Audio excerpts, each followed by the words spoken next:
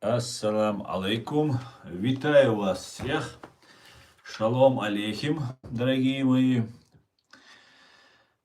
Так, подождите, в ТикТок мы еще не начали. Сейчас начнем. Подправим камеры. И начнем наш сегодня очень важный стрим.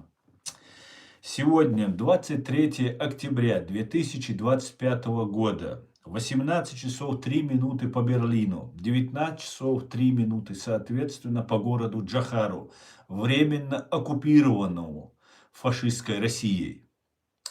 Я Аслан Арцуев, председатель правозащитной ассоциации, немецко-чеченской ассоциации Human Rights Center Ичкерия. Проживаю в городе Гамбурге, Германия. Объявлен федеральный розыск фашистской России по статье «Терроризм фашистской России» только лишь за мою правозащитную деятельность, только лишь за разоблачение агентуры здесь, в Европе, которая находится, российская, за разоблачение ФСБ, за теракт в Бостоне, к которому причастны ФСБ и чиновники российские, за разоблачение террористических других актов, в том числе террористического акта, проведенного фашистской ФСБ 24 августа 2025 года в Центральном детском магазине города Москвы. Объявлен иностранным агентом, хотя никем не финансируюсь, абсолютно никто меня не финансирует, абсолютно ноль от слова совсем. Сам работаю на стройке, сам зарабатываю, сам кормлю себя и свою семью. И меня объявляли иноагентом. Моя правозащитная ассоциация объявлена экстремистской. Члены нашей ассоциации подвергаются давлению, преследованию. Мои родственники во временно оккупированной Чеченской республике Ичкерия доведены до тотального страха и ужаса. Их репрессируют, преследуют, избивают, возбуждают уголовные дела. Сейчас я перестал общаться со всеми, просто абсолютно со всеми, со своими родственниками. Более того, настолько оказывается давление, такое хитрое, подлое со стороны фашистской России и ее специальных служб, что я перестал общаться не только с теми, кто находится во временно оккупированной Ичкерии, и даже с теми, кто находится здесь, в Европе. Вот полностью со всеми. Вот каким должен быть правозащитник, если он правозащитник. И сегодня я хочу поговорить о правозащитниках. О правозащитниках, которые берут на себя слишком много ответственности, из-за которых гибнут люди. И я хочу об этом поговорить. Я хочу с вами обсудить это. Я не хочу обвинять тотально людей, которые реально хотят чем-то помочь. Но я очень сомневаюсь в правозащитных услугах, которые оказывают некоторые нечестные и на совесть, и на руку правозащитники и другие люди. Про террористическую банду ФСБ я свой послужной список вам рассказал, поэтому больше про них напоминать, кто они, я считаю, не обязательно. А хотел бы я сегодня поговорить, друзья, еще раз, как обычно, напоминаю всем тем, кто находится во временно оккупированной Чеченской республике Ичкерия, либо в фашистской России, пожалуйста, заботьтесь о вашей безопасности, не пишите комментарии, не распространяйте ссылку на наш стрим. Смотреть безопасно, друзья. Все остальные задавайте вопросы, принимайте участие. Кто захочет принять участие из правозащитников, находящихся в Армении, правозащитников, находящихся в другой точке мира, есть мой ТикТок. Сегодня я вам предоставлю возможность, в случае, если где-то я был неправ, где-то я был резок, или у вас есть какие-то предложения, или вы согласны с тем, что я говорю, я вам предоставлю возможность прямо в моем эфире выступить и сказать свое мнение. Итак, я бы хотел поговорить об убийстве 23-летней молодой девушки, которая понадеялась, что в Армении она будет в безопасности, Айшат Баймурадовой. Тема щепетильная. Мы, чеченцы, народ особенный. Честь, репутация для нас имеет особое значение. И поэтому я бы заранее хотел бы принести извинения родственникам. А если где-то я по ошибке, по незнанию упомяну где-то в контексте и вообще умершую, убитую девушку, упомяну, потому что я ничего не знаю, кроме того, что вот открыто в доступе, открытом информационном доступе. Поэтому много может быть лжи, я могу эту ложь повторить, поэтому заранее асайнбех мобильнардюх, гергалчнары. Но гарума цадича, я уже ина, елла, елля, ина, бойз, дал гештуэльцун. Но гарума астадишту, гарадиицдишту. Сундела гергалчнара масарга хитя, сайн интирдол олас, سويجر راز نيس تأل سوم ألا نو راز نيس سوم تأل سحجرو دك ألا حجرو نيس نجا لار مع غيل كادك ألا حجرو.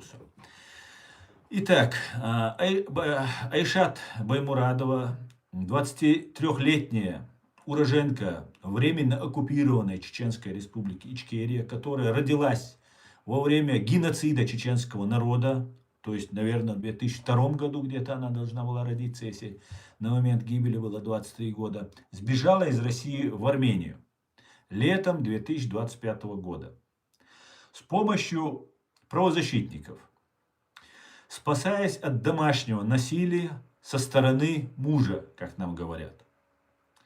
Она поселилась в Ереване, вела активную жизнь в соцсетях и не скрывалась. И, видимо, это и послужило причиной ее гибели. 15 октября она ушла на встречу с подругой из Инстаграм, предположительно фейковым аккаунтом Карины Иминовой, среди подписчиков которой были разные люди. После чего пропала. 19 октября я буду у себя тоже вести запись, потому что я немножко подготовился, но я еще собираюсь эту тему очень подробно развить. Дело в том, немножко отвлекаясь, я бывший правозащитник, московский правозащитник. Я работал, например, волонтерил, работать, это получать зарплату. Я абсолютно бесплатно помогал людям. И я занимался правозащитной деятельностью в комитете комитет за гражданские права, где председателем был Андрей Бабушкин. Андрей Бабушкин работал с фондом МакАртура, как мне сказали. И я хочу вам рассказать один случай, немножко, чтобы было понятно, что такое российские правозащитники. Практически все правозащитники российские и правозащитные организации работают с российскими спецслужбами. В частности, речь идет о ФСБ. Там у Бабушкина, они были немного удивлены. Я через одного своего знакомого человека начал там помогать. Мне было интересно помогать, мне хотелось помогать людям.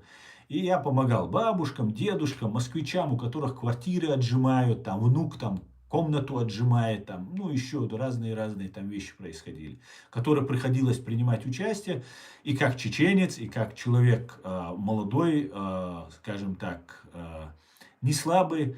Мне даже приходилось за бабушек физически заступаться, то есть просто переграждать своим телом от внучочка, защищать бабушку. И в этом правозащитном комитете за гражданские права, где был достаточно грамотный юрист Андрей Бабушкин, работал один человек.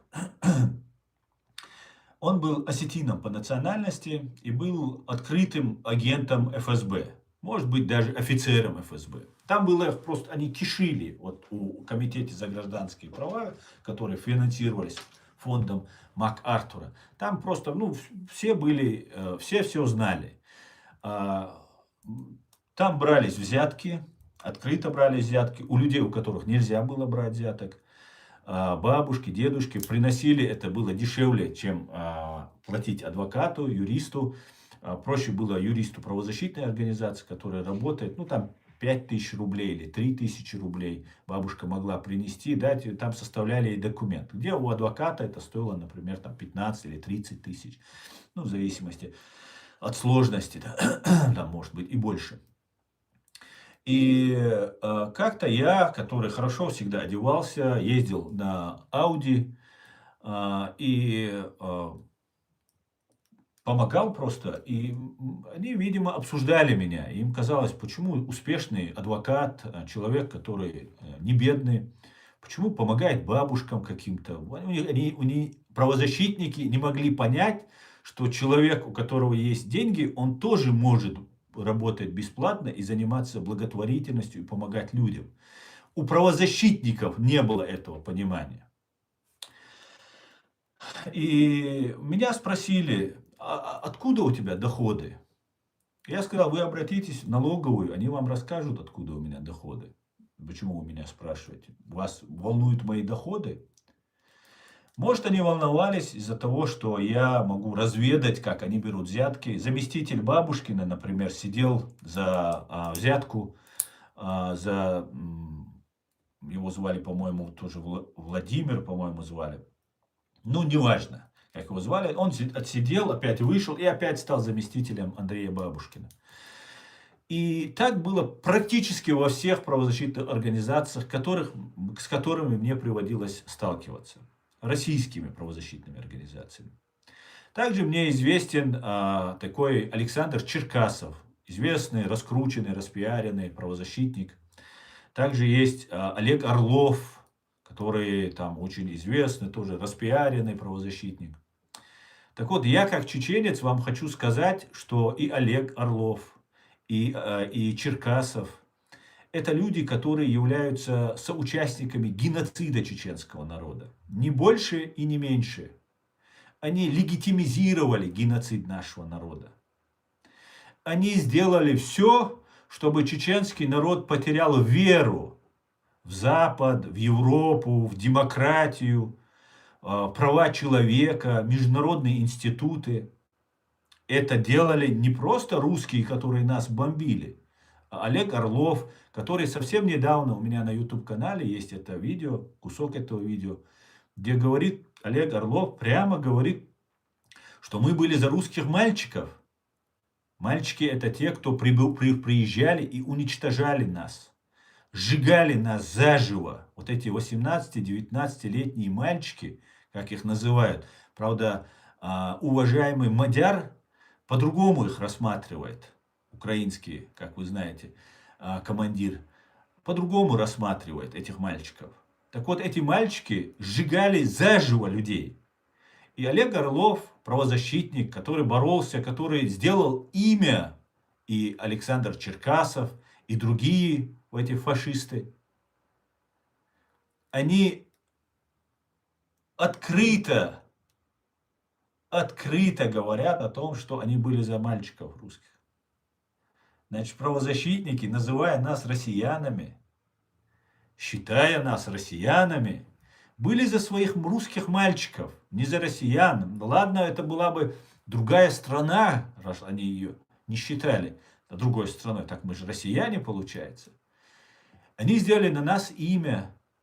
И вот кто являются правозащитники. И самая большая проблема в том, что этих российских правозащитников, я их буду брать в кавычках, кавычки, финансирует Запад, американские и английские и другие фонды их финансируют. И эти так называемые правозащитники начинают на нашей крови, на нашем горе делать себе имя. И у меня особое отношение к русским правозащитникам. И давайте об этом сегодня поговорим. И поговорим об убитой Айшат Баймурадовой, которая доверилась правозащитникам и перебралась в Армению. Я категорически против смертной казни вообще, убийств, категорически против. Я против семейного насилия, которое, конечно же, бывает. Вот смотрите, я разговариваю и говорю только то, что разрешено законом, и поступают жалобы, и меня вот начинают здесь в ТикТок блокировать.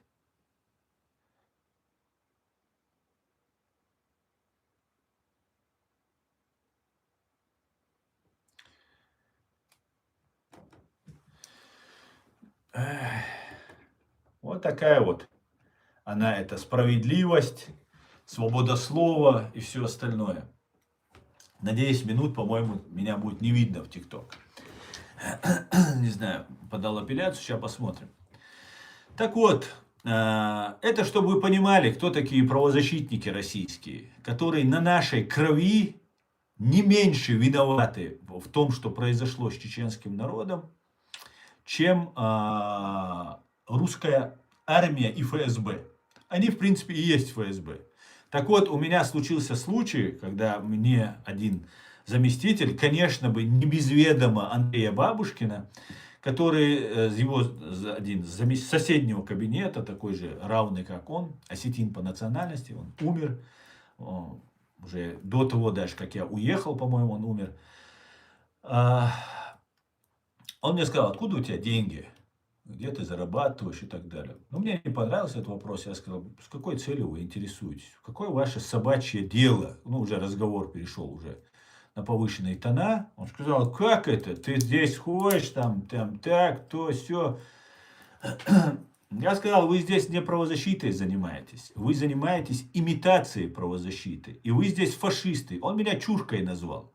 В правозащитном отделении осетин назвал меня чуркой. Он был намного старше меня, он старше Андрея Бабушкина был. Поэтому он не получил хук справа, но он услышал все, что я о нем думаю. И я тогда решил сделать эту правозащитную организацию очень известной. И тогда Андрей Бабушкин, позиционирующий себя евреем, который сочувствовал якобы чеченскому народу, он подошел ко мне, который так вел немного высокомерно по отношению ко мне, председатель целой правозащитной организации, а я кто там, волонтер, там где-то ошивающийся. Он сказал, Аслан, ты не мог бы не писать заявление и не поднимать из-за этого скандал? И из-за уважения к тому, что он еврей, потому что у меня были другие друзья евреи, которые очень хорошо себя зарекомендовали. И из-за прямой его просьбы я посчитал, ну ладно, он сказал, мы получаем каждый год или квартал, не помню, 150 тысяч долларов или 300 тысяч долларов от фонда, от МакАртура фонда, если я правильно произношу это название этого фонда, и мы можем лишиться, и много людей останется без помощи, если мы лишимся этих денег. Если вот эти нацистские, фашистские вещи, которые в правозащитной ассоциации, такие вещи говорятся, будут известны, нас могут лишить. Поэтому у меня есть надежда, что американцы, англичане, которые финансируют эти правозащитные организации, которые находятся в Армении, этого не знают. Но я сделаю теперь так, чтобы узнали об этих организациях. Я сделаю все, чтобы было известно. Я разберу каждый случай, который мне будет становиться известным, по вот этим разным организациям. Кавказ без матери, еще чего-то, там какие-то другие организации. Я знаю, они помогают людям. Я знаю, что насилие со стороны мужа к жене, оно недопустимо. Оно есть. И знаете, я провел анализ вчера, изучая вопрос, и очень говорят, убийство чести, там, придумали журналисты какие-то убийство чести, там еще чего-то. Там сидят фантазеры разную, ересь, ерунду придумывают. И я проверил, а сколько же в других регионах фашистской России погибает женщин. К сожалению, статистику я прямую не нашел именно по женщинам. Но 25-30% от всех убитых составляют где-то женщины. 25-30%. И знаете, в сравнении мне информацию там достал там 8 или 9 убитых женщин в 2008 году в Чечне кадыровцами. Их убил кадыровские, ну, я их по привычке называю кадыровские, на самом деле это российские военнослужащие, российские агенты, российские росгвардейцы, российские полицейские, это все россияне. К нам, чеченцам, они не имеют отношения. Это русская мода и русская культура, которую нам принесли. Так вот, убили 8, по-моему, если я не ошибаюсь, тогда женщин. И эти 8 женщин были убиты. Был такой один головорез российский. Иран у него была кличка. Иран. Может, он из Ирана был, может, он был персом. Но он заразился СПИДом. Как тогда ходила молва, я могу ошибаться, но такая молва ходила. И ну, он просто убил всех женщин, с которыми он там встречался, был знаком и так далее. Не стал разбираться, кто его заразило и так далее. Просто всех поубивал. Ну, вот такая вот была история. Не знаю, насколько она достоверная. Но ни о какой чести, совести, там, убийств чести там речи не шла. Российский мент убил просто из-за того, что заразился. Может, он заразился от иглы, еще от чего-то. Просто убивал людей. Таких очень много. Это русская культура, это российские нравы, российские порядки, которые Россия при помощи российских правозащитников принесла нам в нашу страну, Чеченскую Республику Ичкерия, для ясности. Так вот, сейчас нам рассказывают про Хеду, Седу, надо сейчас посмотреть фамилию. Ну, в прошлом году был такой раскрученный такой случай, когда девочка сбежала из дома, и ее нашли и вернули обратно в Чечню. Ее якобы убили и так далее. Но никаких доказательств этому тоже не привели. Короче говоря, разница убитых женщин в российских субъектах, обратите внимание, Москва, Санкт-Петербург, Татарстан, Краснодарский край и Якутию я взял. Москва, города федерального значения, Санкт-Петербург, 2 города федерального значения. Татарстан, мусульманская республика. Краснодарский край, это Кавказ, наши соседи. Правда, все там вырезано, там жили когда-то наши братья-черкесы, но русские устроили над ними геноцид, и теперь там живут русские, казаки, ну они называются казаками, это Иваны, не помнящие родства. Краснодар и Якутию я взял. Вот 5 субъектов я взял и сравнил. Первое место по убийствам в 10 раз больше, даже с учетом убитых этих 8 девушек в 2008 году, по-моему, 8 или 6, могу ошибаться. Вот у меня все записано. В 10 раз по сравнению с Краснодарским краем. В процентном соотношении в Краснодарском районе проживает больше людей, чем в Чеченской Республике Ичкерия. Но сопоставив это, в 10 раз в Краснодарском крае убивают женщин больше, чем во временно оккупированной Чеченской Республике Ичкерия. У нас вообще у чеченцев нету такого свойства убивать женщин. Это очень редкие случаи, которые просто, вопиющие. Даже если нам про какие-то там чести, там мести, там туда-сюда нам рассказывают, там убийство чести и так далее. Даже если девушка, женщина ведет развратный, блудливый образ жизни, такое бывает, как и в любом обществе, несмотря на очень высокую нравственность чеченцев, высокую культуру чеченцев, особенно чеченок. Чеченцы себе многое позволяют, мужчины. Очень многое позволяют. А женщины в этом смысле очень чтут. Слово «честь» по-чеченски – это «си».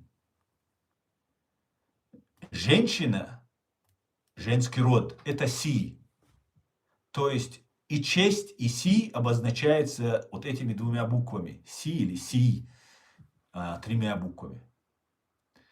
И женщины сами чтут и соблюдают это. Да, молодые могут что-то там натворить, что-то произойти. Всякое бывает.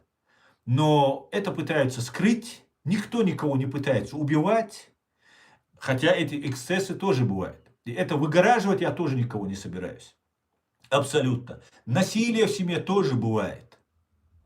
Это тоже бывает. Но при всем при этом мы знаем, что в Санкт-Петербурге, в Москве происходят и поножовщины, и убийства, и насилие, и от ревности убивают, и много-много других случаев бывает. Так вот, в Краснодарском крае из-за ревности, убийств там, и так далее, с учетом убитых вот этих 6-8 девушек в 2008 году, все суммировав, около 15-20 убитых женщин. Это не считая тех, которые русские убивали, похищали, убивали, там, начиная там, от Эстемировой, там, многих других. Настоящие правозащитницы, между прочим. 15-20 в Краснодарском крае в процентном соотношении в 10 раз больше произошло. Это первое место. Потом идет Москва, Санкт-Петербург. Там тоже, ну там тоже еще по-разному бывает. И везде нужно учитывать, что считают не точно. Потом идет Татарстан и Якутия. И в Якутии в 4 раза больше убийств женщин происходит, чем в Чеченске. Вот этих 15-20 убийств в этом случае, которые произошли. От 15 до 20 убийств. Это может быть ошибочно. Я где-то мог ошибиться. Но я хочу вам сказать, что массовых, этим вот всем, что я вам говорю, массовых убийств, а тем более каких-то убийств чести, убийства гомосексуалов, еще чего-то, этого у нас нет. Это выдумки. Да, это осуждается, да, это преследуется, да, из-за этого людей могут изгнать из общества, из республики, из семьи. А разве в других семьях это не бывает?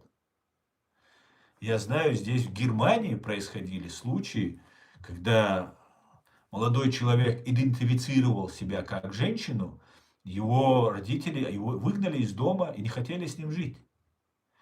И это сплошь и рядом. И особенно в религиозных семьях это сплошь и рядом. Теперь я хотел бы, я почему это все подробно объясняю, мне вчера в стрим зашел человек и говорит, а почему вы не выдаете замуж чеченок за других? Мне всегда так веселит, когда русский фашист интересуется нашими женщинами, нашей честью. То есть уничтожив четверть нашего народа, граждан нашей страны, закопав более 250 тысяч наших людей, когда наша каждая женщина на вес золота, когда у нас мужчин не осталось, нам предлагают, а вы что замужем, почему гей-парады не проводите, почему у вас этого нету, вы какие-то дикие, ей-богу, что вы себе позволяете? Мне так нравится, особенно когда это говорят русские. Мне это так хочется послать на 3 буквы, на дно за русским кораблем, на дно на 3 буквы послать. Мне хочется таких русских. Понимаете?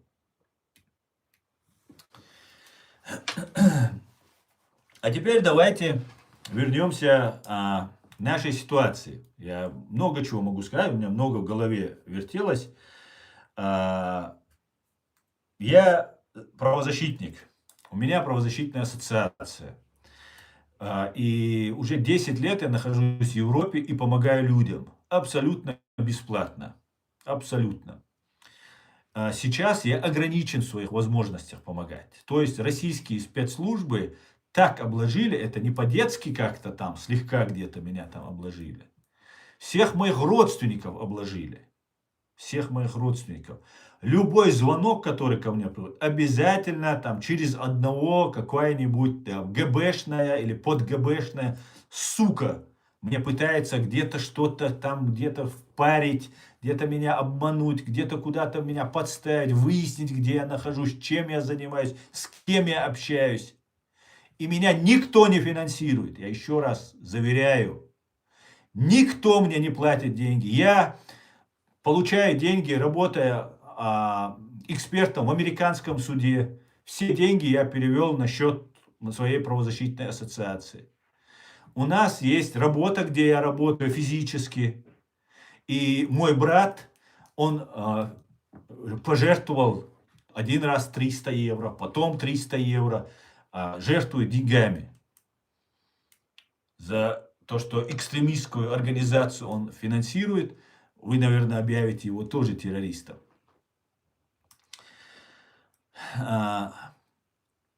И за это время мне никто не помог, мне никто не профинансировал, ко мне никто не обратился. И у меня возникают вопросы, а есть ли эти правозащитники? Да, есть крупные, мощные правозащитные ассоциации, организации, Human Rights Watch, Amnesty International и так далее. Но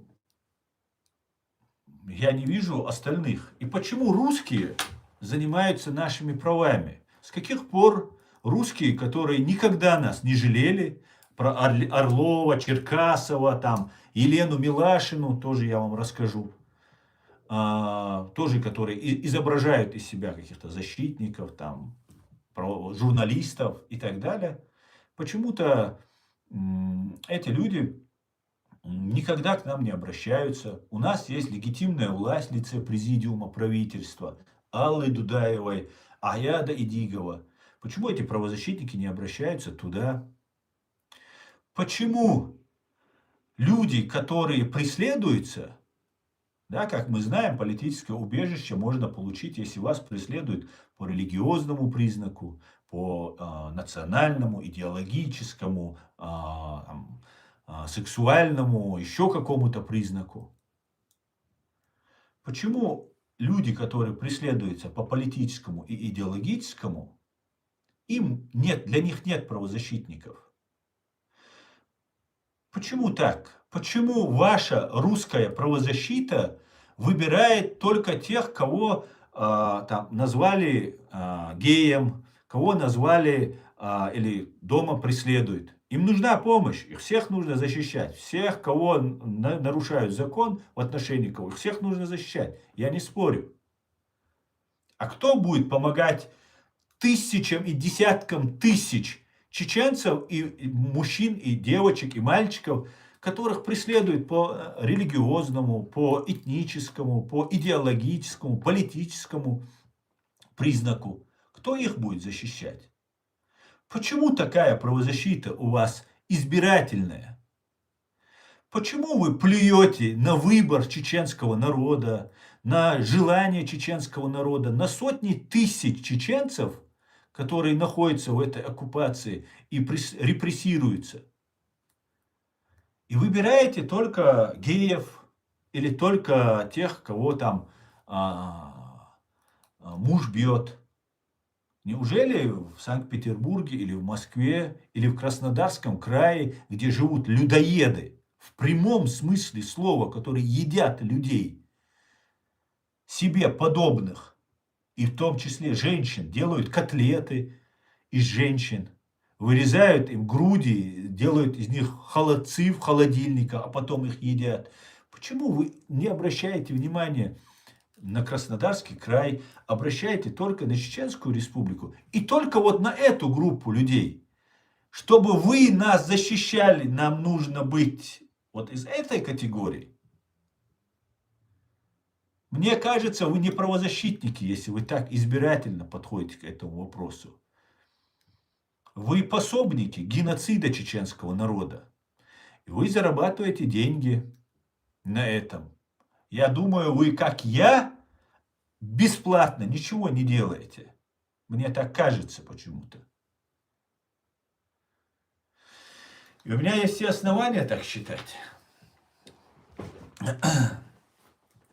2016 году, в конце, в начале 2017 года, главарь банды УФСБ во временно оккупированной Чеченской республике Ичкерия Игорь Кечкин дал приказ, и по всей республике прошли облавы, где задерживались молодые чеченцы.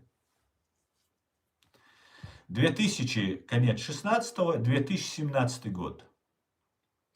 В это время было задержано несколько сот молодых чеченцев. После этого около 100 из них было казнено. Об этом знает вся республика. Просто правозащитники почему-то. И «Новая газета» не знает. Муратов, который получил Нобелевскую премию. Так вы все заодно, получается. Нобелевскую премию Муратову даете, и который является главарем вот этой «Новой газеты», которая якобы либеральная, демократическая, честная. Нобелевскую премию Муратову дали. Понимаете, как это рассматривать? Которые абсолютно наплевательски относятся к нам, чеченцам, которых уничтожают. Ему дают Нобелевскую премию. Какая премия, такие и лауреаты. Какие лауреаты, такая и премия. Так вот, в 2017 году, через несколько недель и месяцев после жестоких пыток, было убито около 100 человек. Эти 100 человек были, как это русские называют, распылены. Распылены. Некоторых сжигали на покрышках тела, трупы. Некоторых хоронили на мусорных свалках, чтобы их там животные, там собаки дикие, вороны и все остальное их доедало, и запах не чувствовался. Некоторых закапывали, хоронить это никак не назовешь, на русских православных христианских кладбищах, чтобы родственники не искали. Их телефоны, они были казнены в разных частях, в том числе самый известный это второй полк имени Ахмада Кадырова, который является вооруженными силами ФСБ, который курировался. Следователи из ФСБ ночевали в этом полку, допрашивали, пытали и пытали, и допрашивали ФСБшники. И после того, как их казнили, об этом нам подробно рассказал Сулейман Безмахмаев, один из сотрудников второго полка имени Ахмада Кадырова. Их телефоны отправили в Сирию, их сперва перед казнью, их задушили. Понимаете, задушили альпинистским канатом. Одного выстрелили в голову, а других задушили. Понимаете? Чтобы запаха крови не было. Потому что там милиционеры российские тренируются, обучаются, отдыхают. Запах крови их неприятен. Остается очень такой стойкий запах крови. Человеческая кровь, она очень имеет неприятный и стойкий запах. Их заставляли писать подписку о невыезде. А потом душили и убивали. Их тела, как я вам сказал, уничтожались. И их телефоны, их паспорта с готовыми легендами российское ГРУ отправляли в Сирию под видом ИГИЛ. Около 100 человек в 2017 году. Только лишь в втором полку имени Ахмада Кадырова вооруженные силы ФСБ, Росгвардия, так называемая, Золотову подчиняющаяся, и, конечно же, ФСБ, потому что РОШ, региональный оперативный штаб Чеченской Республики, подчиняется ФСБ, и все, что происходит в Чеченской Республике, не контролируется Кадыровым, а контролируется на тот момент Игорем Кечкиным. Кечкин это сейчас, Игорем Хвостиковым. Сейчас Дмитрий Кечкин, это который причастен к бостонскому теракту, сегодняшний главарь банды УФСБ, причастен к бостонскому теракту. Особая любовь у него к американцам. Я думаю, американцам это следует знать. Об этом я написал подробный, не весь, правда, изложил текст. И он у меня опубликован на моей странице, на моем сайте, на нашей правозащитной, на сайте нашей правозащитной ассоциации hrcichkeria.com. Ссылку вы найдете под видео в YouTube, под любым моим видео на наш сайт. И там вы найдете очень много интересных статей. И вот недавно и на английском языке, и на русском языке я опубликовал вот эти расследования свои про бостонский теракт. Вам это понравится. Затем их телефоны отправляются в Сирию, и оттуда мы на джихаде, мы в священной войне, там мы добрались хорошо, за нас не беспокойтесь. Приходят сообщения родственникам. Они давно уже убиты, эти парни. Почему я рассказываю вам этот случай? Дело в том, что когда Сулейман Гезмахмаев перебрался сюда, в Европу, он обратился ко мне, приехал сюда, в Гамбург. Мы с ним составили первое черновое заявление, которое он написал, и начали работать над этим. Все стало известно. Стало известно, кто убивал, зачем убивал, как убивал. И только стало 23 убитых. Еще около 16 человек готовились к казни. Благодаря Сулейману Гезмахмаеву удалось предотвратить их казни. Правда, они получили очень большие сроки, их не выпустили. Они получили там по 15, по 20 лет им сроки дали. Ни за что просто. Просто упрятали. То есть пожизненно посадили их. Но не казнили. А тогда за этот период было убито около 100 человек. Так вот, под моим контролем, в том числе, благодаря мужеству, личному мужеству Сулеймана Гезмахмаева, который находится сейчас в программе защиты свидетелей, и в одной из стран его охраняют, он в безопасности, началось расследование ОБСЕ. Был включен так называемый механизм, московский механизм. Конечно, для меня это было счастье тогда, хоть московский, хоть какой механизм. Но это было такое издевательство над чеченцами, когда над чеченцами включается московский механизм, когда московский механизм уничтожает чеченцев. Европейцы так решили, видимо, использовать этот термин и использовать московский механизм. Так вот, Елена Милашина, которая озвучивала представительница ФСБшной газеты, новой газеты, чей владелец были 50% покойный Горбачев, а остальные 50% принадлежали генералу Лебедеву, чей сын каким-то образом стал лордом или мордом, или пордом, или кем-то там в Англии. Любят русские. Видимо, вот эта своя шариковская душа требует аристократии. Нравится им. Вот тяга у них. Видимо, комплексы какие-то у них свои. Так вот, московская новая газета и Елена Милашина сказали, что убивали геев. Геев убивали. А в этот период схватили, видимо, чтобы отвлечь внимание, схватили, и каких-то геев там задержали. Могу сказать, что геи это такой ценный груз, ценный продукт для российских спецслужб и полиции, которых они не убивают и не пытают, они их используют. И очень выгодно используют. И тогда ОБСЕ выпустила документ, где указывало, в том числе, конечно, указывались и геи, но новая газета сделала все возможное, чтобы обратить внимание только на геев. Хотя я добивался, кричал, писал и так далее. Удалось немножко докричаться, но вот везде средства массовой информации упоминалось только о геях, что геев убивали. Хотя ни один гей не был убит тогда. Потому что в российском руководстве все геи, ничего против них не имею, как это их личное дело, но они еще говноеды, извиняюсь, это правда. Просто они вот занимаются этим. Этого я тоже против не имею, это полное их личное дело.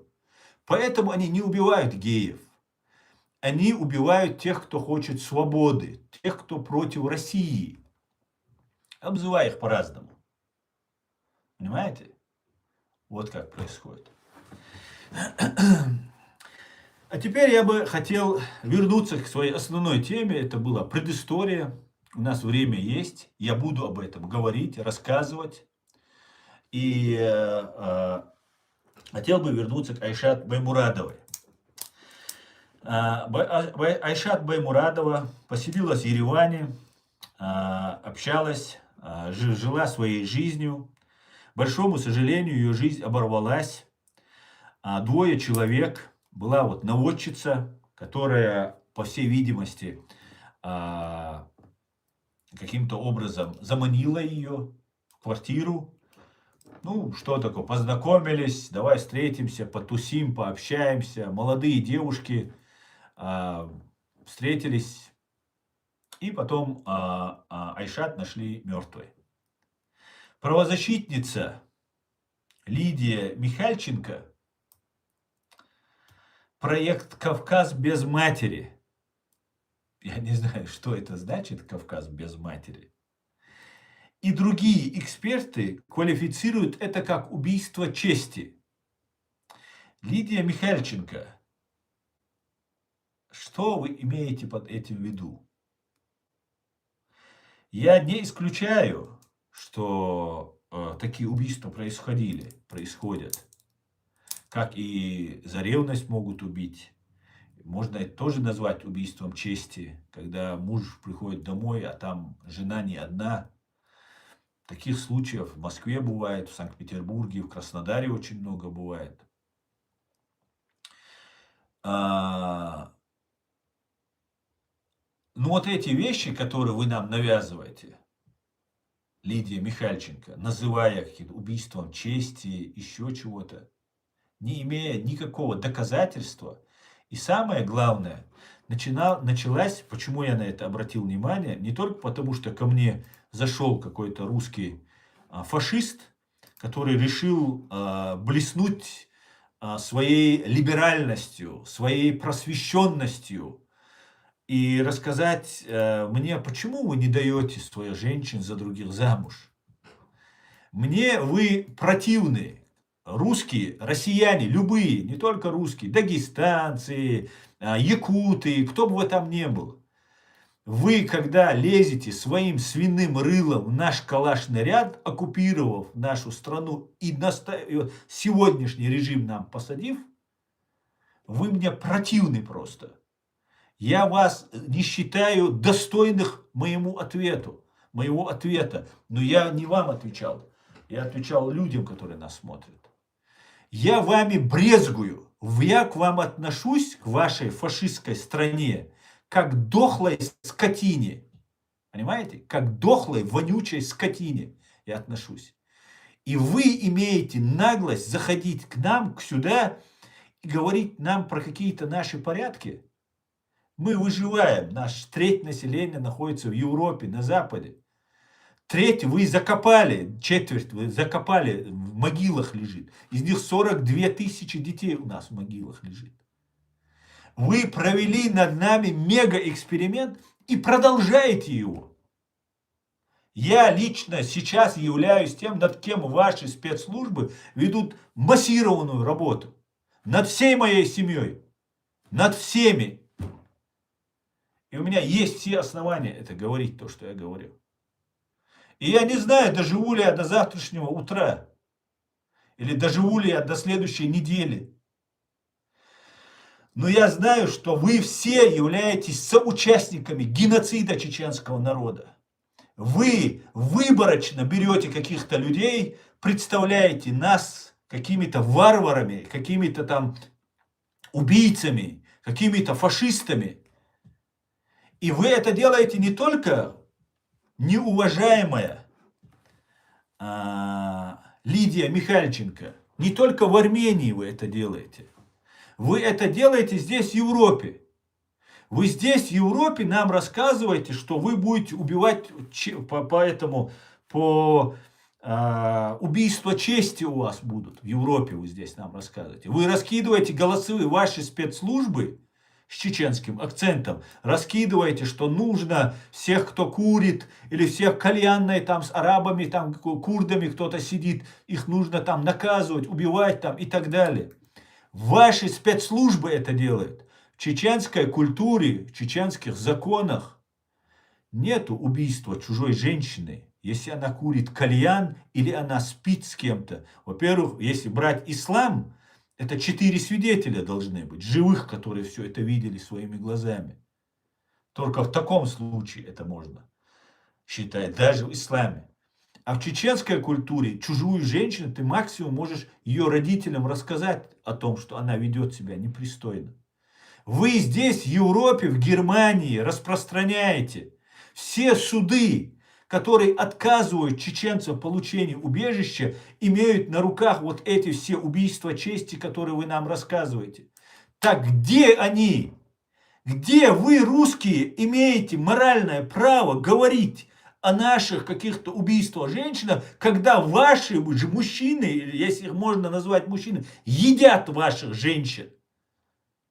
Почему вы их не защищаете? Почему вы нам не дадите право защищать своих женщин, своих других разных групп, которые есть? Почему вы так себя позиционируете? Почему Запад, почему США финансируют русских правозащитников? Почему нету финансирования чеченских правозащитников? Почему США, вы соучастники этого всего? Вы знаете, что делают эти русские? Вы знаете, что Дмитрий Кечкин, главарь банды УФСБ, причастен к теракту в Бостоне? Вы это знаете, американцы?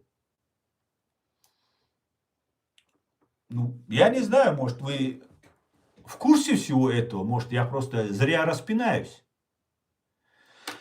Рассказывайте нам про какие-то случаи чести, убийства чести. И самое удивительное, все, что там происходило, было связано с тем, что моментально объявили Кадырова. Я утверждаю со всей ответственностью, Кадыров, как и его отец, являются агентами ФСБ, а отец агентом КГБ СССР. Он не является чеченской властью. Главной властью на территории временно оккупированной Чеченской республики Ичкерия на сегодняшний день является Дмитрий Кечкин, главарь банды УФСБ по Чеченской республике. Кадыров – исполнитель воли ФСБ. Почему вы говорите про Кадырова, а не говорите про ФСБ? Я не исключаю, что это сделали кадыровцы. Так называемые кадыровские, ЧВК кадыровцы. Я утверждаю, что это сделал ФСБ, если это даже сделано руками кадыровцев. И может быть даже привлечены родственники. Россия, ФСБ имеет очень мощные рычаги и очень такие хитрые, коварные рычаги влияния. Если ваша дочь уехала, ведет в Инстаграме какую-то жизнь, ФСБшник мог взять ее брата, обработать, например, и говорить: смотри, она в Инстаграм, она там это делает. Начали распространять слухи, что она была против кадыровской власти в Чечне. Так, если здесь убийства чести совершаются, посмотрите, и они совершаются кадыровцами. Я вот скажу, что есть Дудаев, там, Ахмед Дудаев, да, главарь по пропаганде там, и такой на Колобка похож там один, Джамбулатов, что ли, или как его там, который курирует в ТикТок вот этих всех блогеров. Так одна с курдом в постели сидит, другая курит, другая обнимашки, поцеловашки там друг на друга, такие вот эти, что чеченцам непристойно публично проявлять. Вот это все делается. Почему их никто не преследует? Вы за этим не думали? А как тогда родственникам удалось найти какую-то проститутку, то есть женщину с низкой социальной ответственностью, которая, как утверждается в средствах массовой информации, заманила Айшат в эту квартиру под видом типа подруга, подружилась, там, Инстаграм и так далее, и так далее. Как это так удалось провернуть такую операцию? Без российских спецслужб? И самое подозрительное, то, что сразу же все российские, фашистские, российскими их назвать невозможно, сейчас я вам перечислю, их всех называют, это какие-то либеральные, независимые, какие-то супер средства массовой информации. Сейчас я постараюсь вам перечислить это все. Я немножко подготовился. И вам... Сейчас я найду. Вот смотрите. Первый запускают информационная тема запускается, что это убийство чести. Убийство чести. Представьте себе. Это просто, я не знаю, ну сколько можно над нами издеваться? Ну сколько можно? Где вы, правозащитники, армянские правозащитники, живущие в Армении, русские правозащитники, другие правозащитники? Почему вы ко мне не обращаетесь? Почему вы к законной чеченской власти не обращаетесь? Президиум, Алла Дудаева, Аят Идигов. Вы обратитесь, вы найдите контакты, вы идете себя аморально. Вы являетесь частью российской вот этой ненавидящей чеченский народ системы. И вы нас уничтожаете, получая от американцев, от англичан гранты. Сколько вы нас будете уничтожать? А может, хватит на нашей крови делать себе бизнес? Может, хватит наших Айшат выманивать? Может, она бы договорилась со своим мужем? Может быть, что-то изменилось бы, если бы ее там не вытянули бы оттуда? И она была бы, самое главное, жива.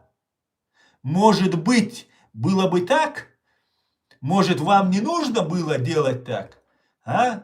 Я что-то не слышу, чтобы вы спасали людей. Я слышу, что вы в социальных сетях находите каких-то там обиженных, там еще какой-то с мужем поругалась. Молодые, у нас чеченки, они кровь горячие, дерзкие.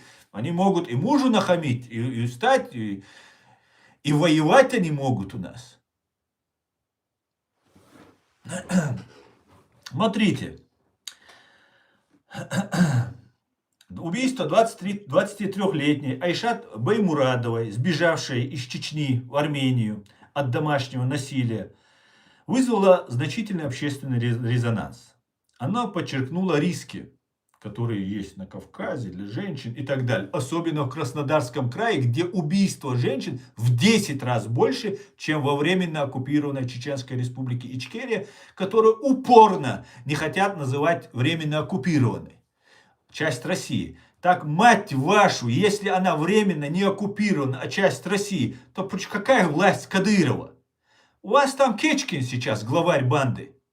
Кечкин виноват во всем. ФСБ виновата, ваша русская полиция, русские нравы виноваты. Понимаете? Надо еще посмотреть, кто у нее муж был. Может, у нее муж был российским военнослужащим и российским полицейским. Бывший муж. Вот смотрите. Убийство чести. Термин, используемый правозащитниками для описания насильственных убийств родственниками за позор семьи.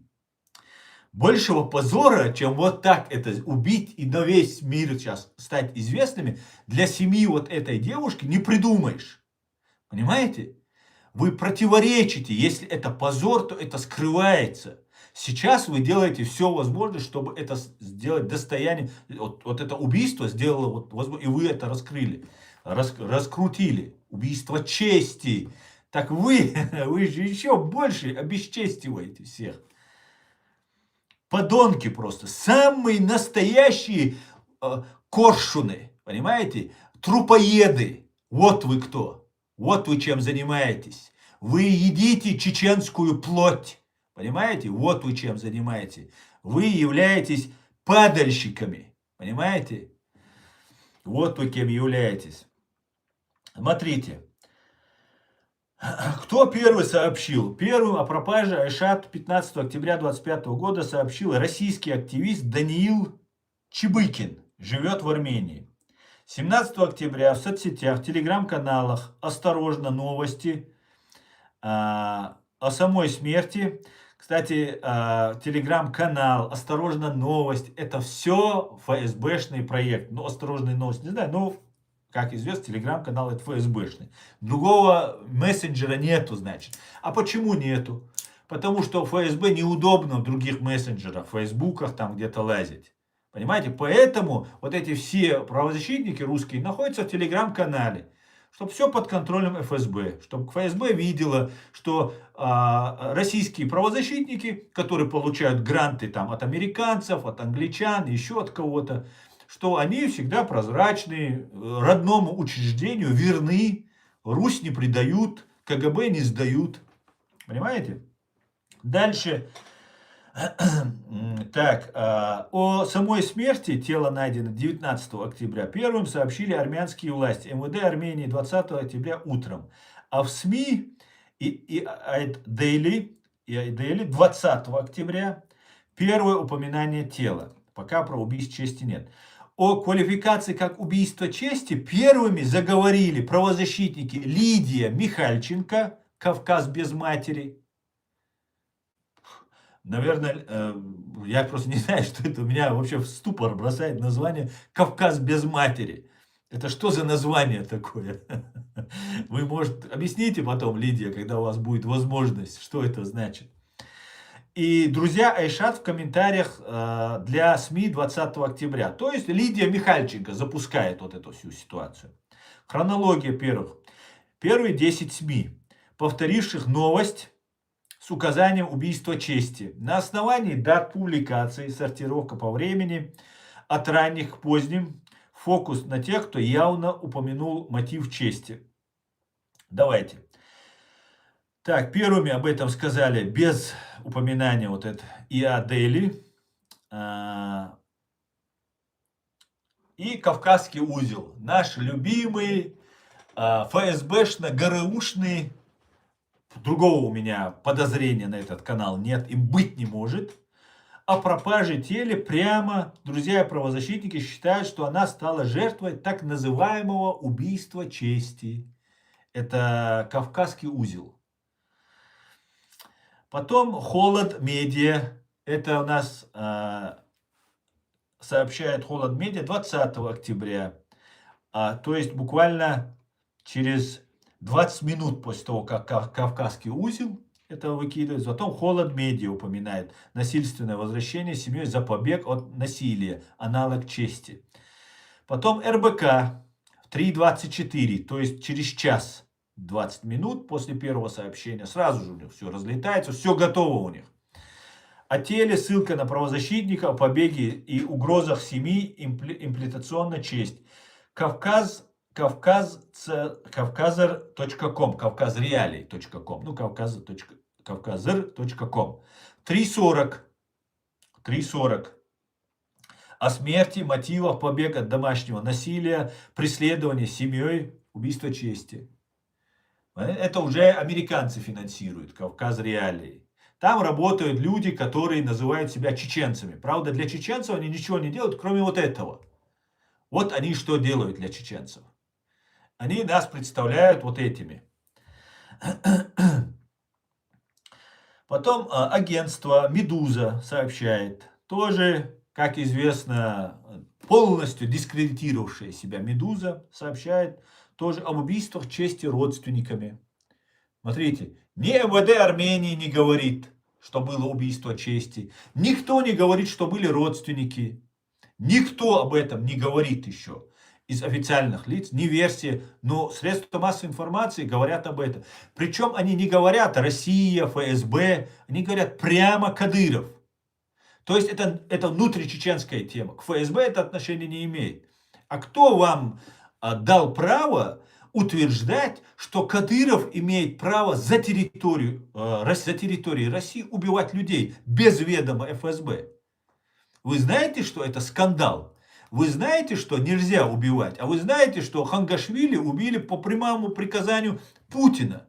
И только по прямому приказанию Путина и Патрушева, который причастен к бостонскому теракту, можно совершать за границей убийство. Вы это знаете? Ну, в Армении, может быть, Кечкину разрешено, Дмитрию Кечкину, который является сегодня главарем банды у ФСБ.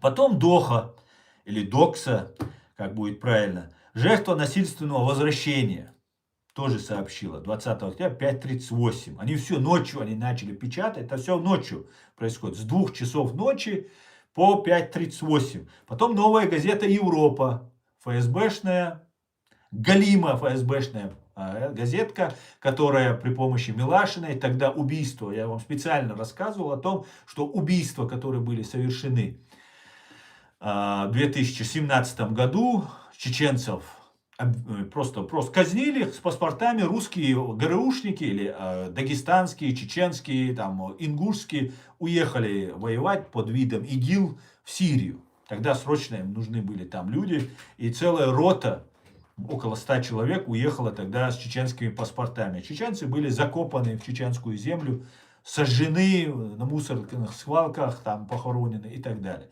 Как я вам рассказывал. И вот тогда Милашина нам рассказывал, что тогда геев преследовали. Понимаете? Геев. 100 человек убили, и ни одного не убили гея. Милошина нам рассказывала про геев убитых. Так и не нашли ни одного гея. О теле, вот новая газета говорит, убийство чести, по данным правозащитников сообщает. Потом RTVI, тоже абсолютно античеченская, враждебная чеченцам, средство массовой информации в 6:07 сообщает о смерти, убийство чести. На Северном Кавказе родственники убивают за опозорило род. Смотрите, и это у меня вызвало первые подозрения. Почему? Я как отношусь к Кадырову, к этой оккупационной власти, все прекрасно знают. И я вначале представился, кто я являюсь. Я в розыск объявлен в фашистской России, я объявлен террористом и всем остальным. И, ну, когда бездоказательно сразу же бросают такие обвинения на родственников, на Кадырова и так далее. Хотя, опять же, я утверждаю, что там могут быть замешаны и родственники. Потому что какая-нибудь подставная фигура может быть использована в качестве родственника. Сказать, ну ты что, там смотри, твоя сестра, твоя мы тебе поможем. Мы все это сделаем. И я хочу сказать, что даже если бы родственник решился бы, он бы сам это не смог бы осуществить. Понимаете? Использовать проститутку, которые все являются агентами ФСБ, все на России проститутки регистрируются, имеют свое досье и являются работниками ФСБ. Это железобетонный факт. Ну, может быть, где-нибудь там, в какой-нибудь деревне глухой не является, а в городах больших являются. Это известная проститутка из Дагестана, и я думаю, она однозначно является агентом ФСБ. Поэтому давайте реально, мы же реально расследование хотим сделать. Мы же хотим посмотреть, не обвинить просто Кадырова, на Кадырова клейма ставить негде, а реально разобраться, кто убил ее, как это произошло, как это организовали родственники, какие это такие супер родственники. Они таким образом решили скрыть, смыть позор, что стать на весь мир известными. Так получается, они смывают позор. Они не знали, что об этом станет известно. Да, если бы произошло по-другому, если смыть позор, да, если предаться логике, то, наверное, нужно было избавиться от тела, чтобы не было тела. И все терялись в догадках, уехала она или убита, или еще что-то случилось. Тут вызвали, наглую заманили, это делалось, видимо, поспешно. Потому что лицо девушки, вот этой проститутки, засвечено. Поэтому, я думаю, ее установят, хотя ее либо ликвидируют, либо ей сменят внешность, и там в Дагестане операции хорошие пластические делают. Ее просто по другими именами, может, свою агентуру ФСБ иногда защищает. Может быть. Потом начал повторять за вот этим всем «Цивил нет», английская версия уже на английский язык выходит. Понимаете, что происходит? Просто берут, просто убивают человека и сразу же начинают убийство чести, это родственники, это чеченцы и так далее, и так далее.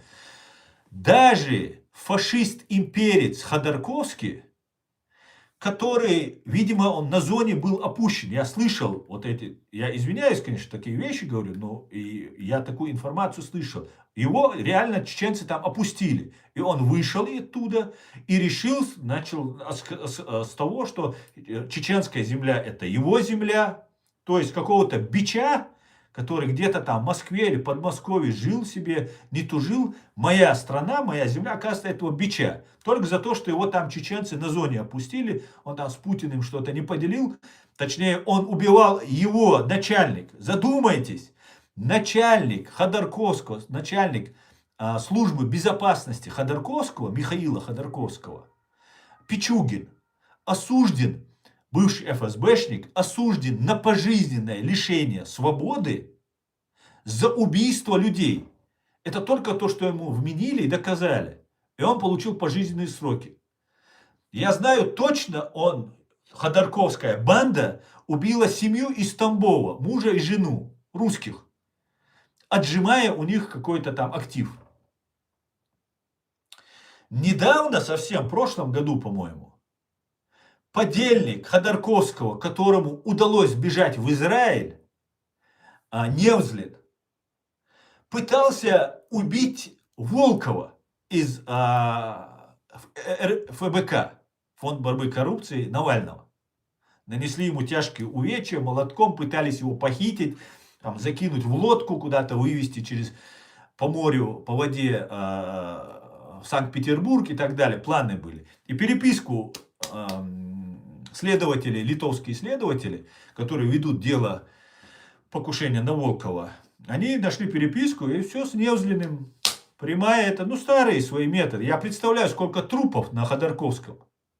Так вот, этот, извиняюсь, опущенный чеченцами в тюрьме Ходор рассказывает нам про убийство чести и так далее. И сразу его канал нам начинает вот это все рассказывать.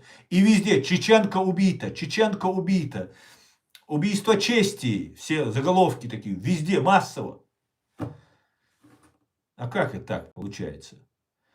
Убийцы, который начальник охраны, вообще-то начальник охраны, это ближе, я не знаю, ближе отца родного, я не знаю. Человек знает про вас все, от него зависит ваша жизнь. Он занимается убийствами, он сидит пожизненно. Сам мега-вор Ходорковский, имперец и фашист, притворяющийся евреем, заботящийся о евреях там, и так далее, которому плевать на евреев, и абсолютно там еврею имеет отношение так же, как какой-нибудь, как его,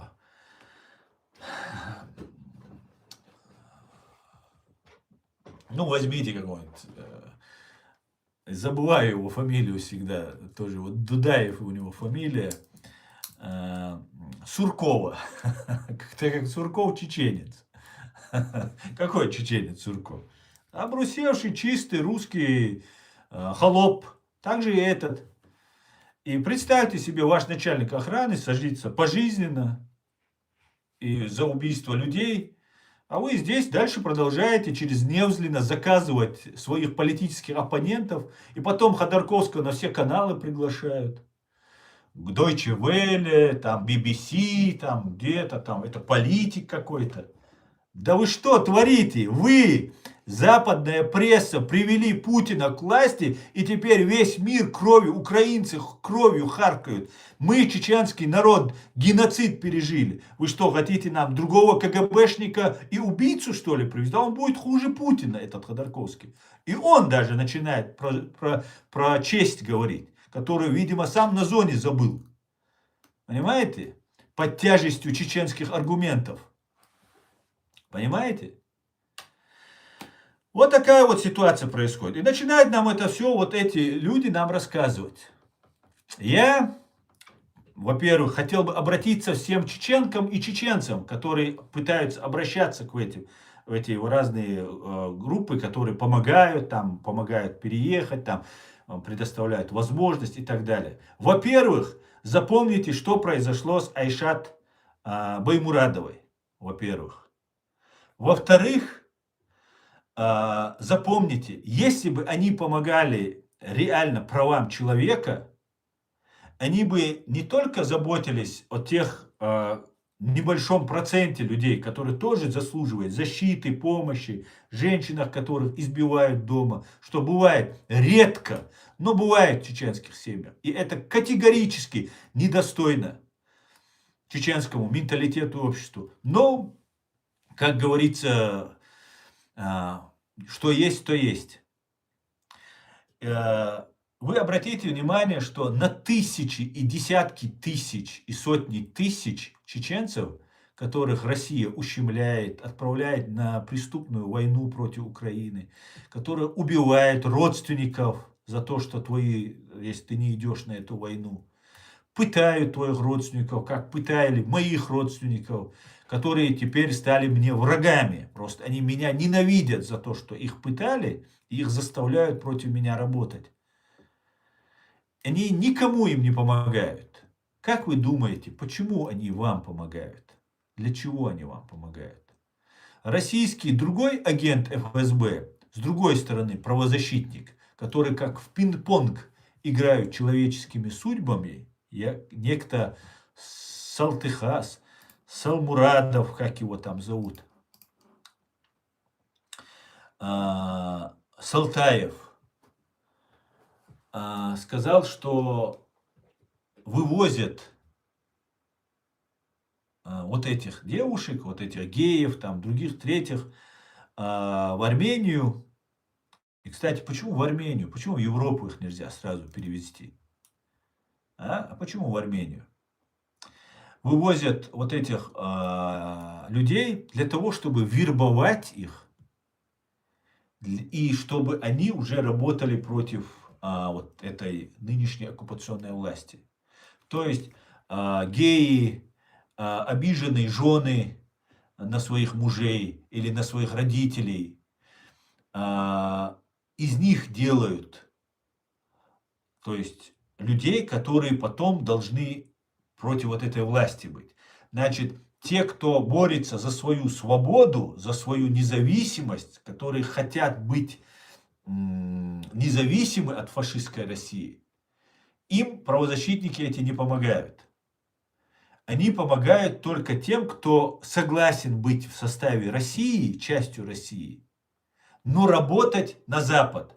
Так нужно понимать Салтаева.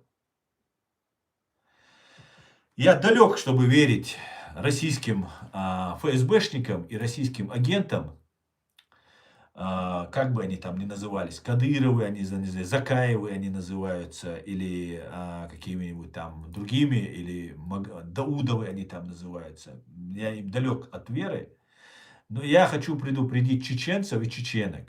Какие бы вы проступки ни совершали, что бы с вами ни совершалось, я знаю наше общество, у нас очень жесткое общество. И оно стало жестким благодаря более трех веков борьбы и войны нашего народа за свободу. Нам не дали одного поколения без войны. Лишь одного хотя бы поколения.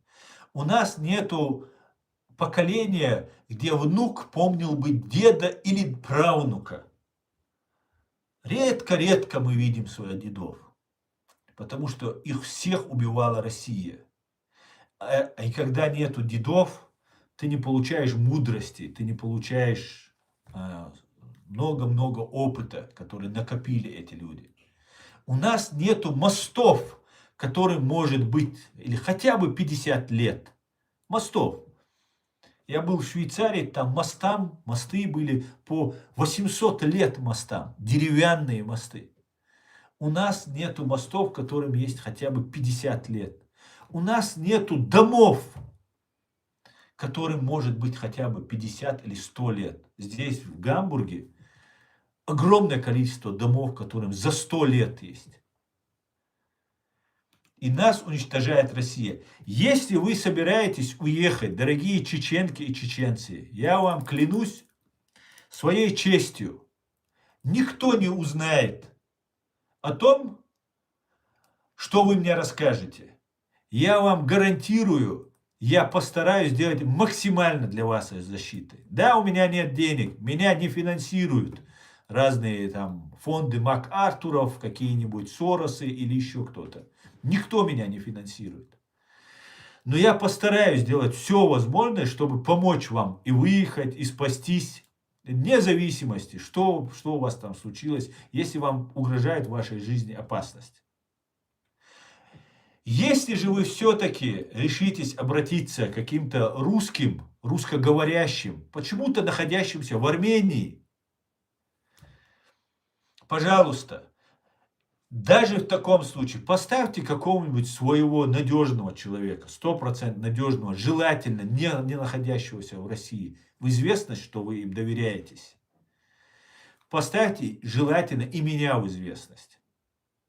Мой номер вы всегда найдете. Для того, чтобы над вами не произошло то, что произошло с Айшат Баймурадовой.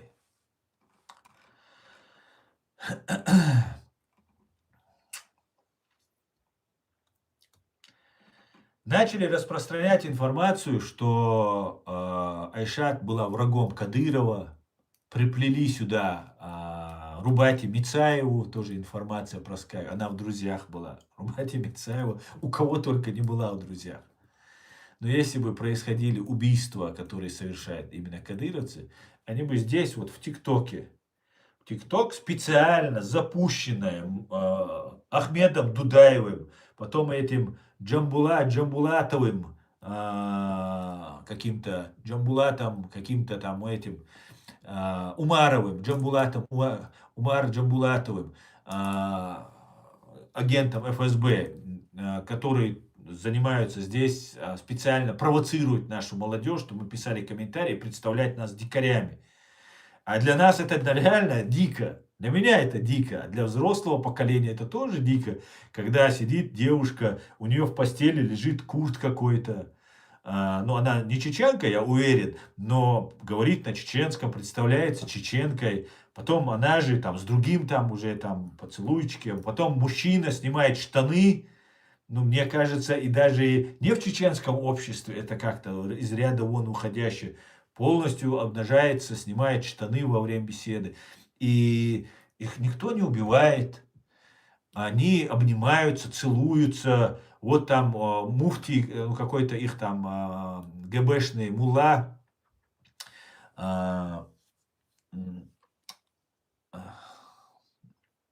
забываю их фамилии все.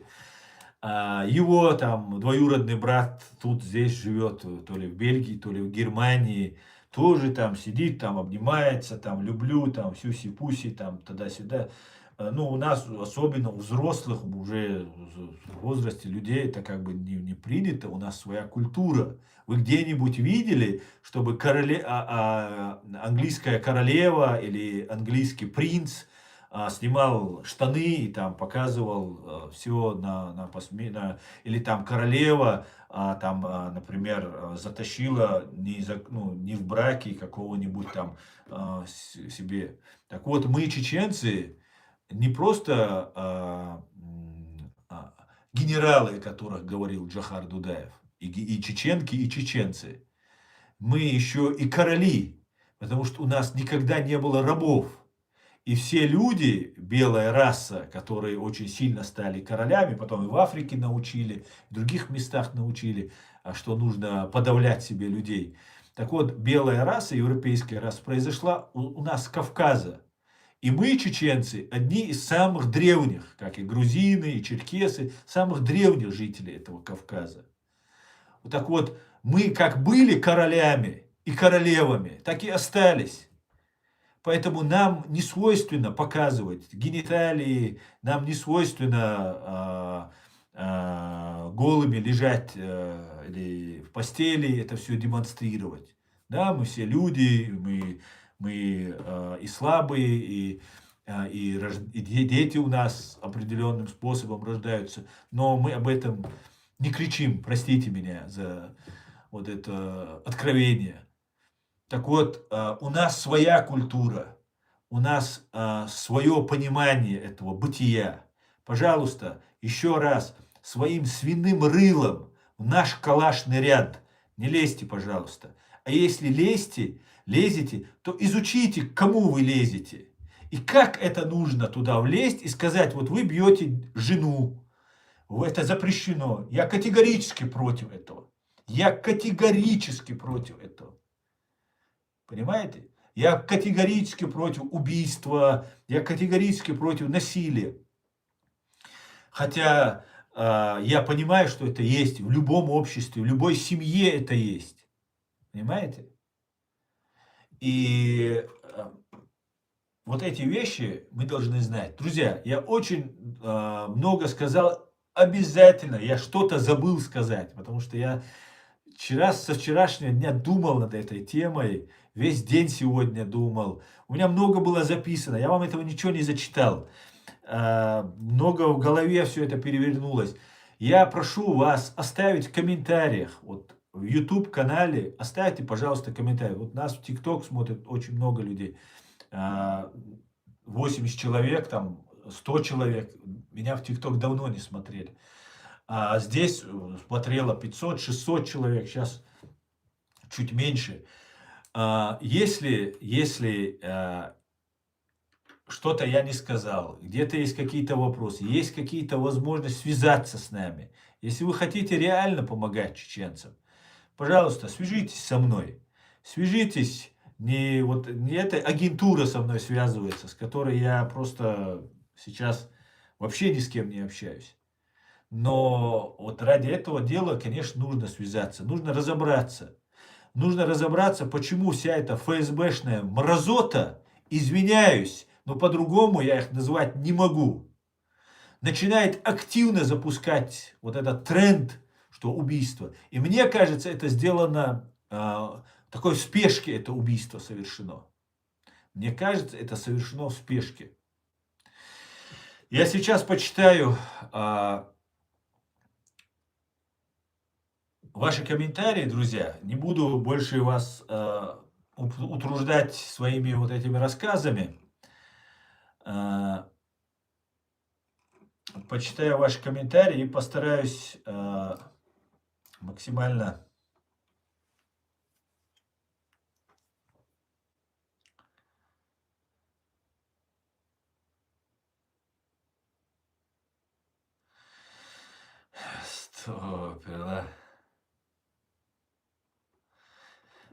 почитаю ваши комментарии, друзья. Извините, что много говорил, но мне нужно было все это сказать. И обязательно я что-то забыл. Я думаю, я что-то забыл. Так.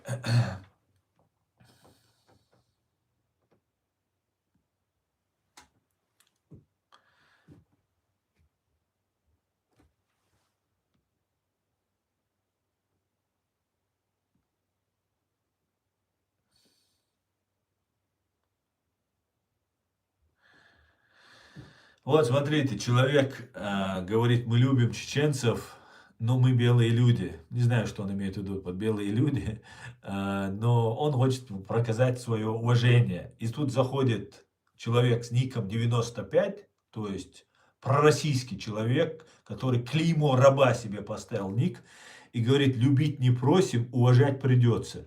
То есть он хочет оскорбить. Ему не нравится, что нас кто-то будет любить. Я сомневаюсь, что этот человек чеченец. Хотя у него фамилия Астамиров. Я такого одного ФСБшника знаю, который как раз моим делом занимается. По женскими делами. В России родители насилуют своих детей. Это норм для них. Нет, это не норм, но это правда. Да, это правда. Где флаг твоих друзей-сионистов? Вот видите, они еще и не любят евреев. Антисемиты махровые. Можно спросить, почему не отделилась Чечня, как Грузия, Азербайджан? Дело в том, что мы воевали, как и не воевала ни Грузия, ни Азербайджан. Почти 15-20 лет потеряли более 25% своего населения, и весь мир нас затолкнул в клетку к этому людоеду. Вот поэтому мы не пока находимся в оккупации. Милан пишет, я люблю Шамиля Басаева. Так, давайте почитаем комментарии в YouTube, друзья. Я думаю, здесь очень много троллятины здесь, я думаю.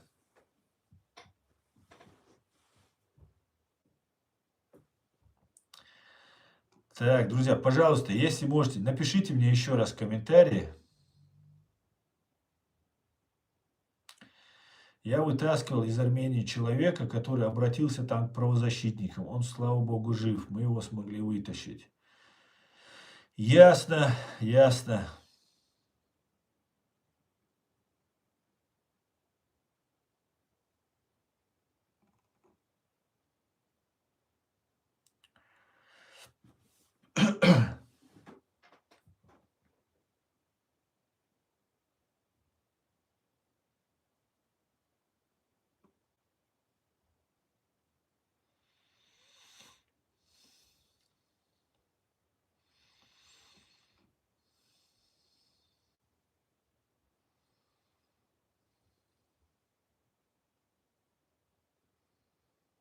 Так.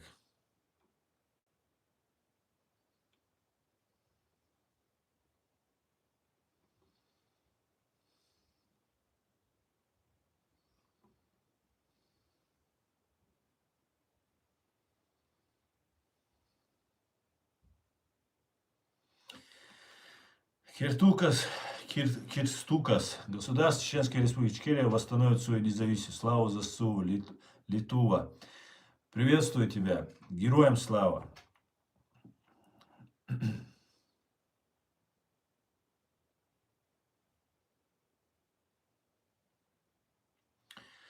Аслан, предлагаю совместный эфир. Субъективное мнение. Субъективное мнение.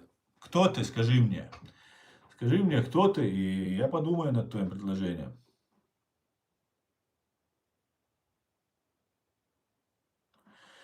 Аслан, с тобой хочет провести совместный стрим. Очень интересный блогер из Украины, родом из Кавказа, украинской национальности. Пожалуйста, давайте поговорим. Я хочу знать, с кем я буду иметь дело.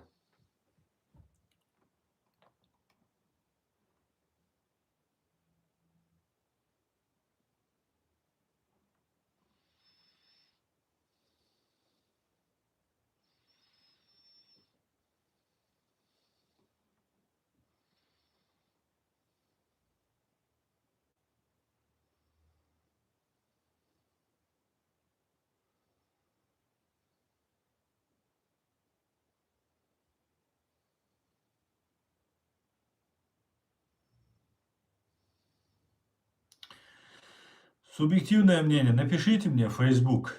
Под каждым видео у меня есть ссылка на мою страницу Аслан Арцуев. Или по-немецки Арзуев, если писать, если читать по-английски. Ты Николас Кейдж, говорит Кеннон. Почти.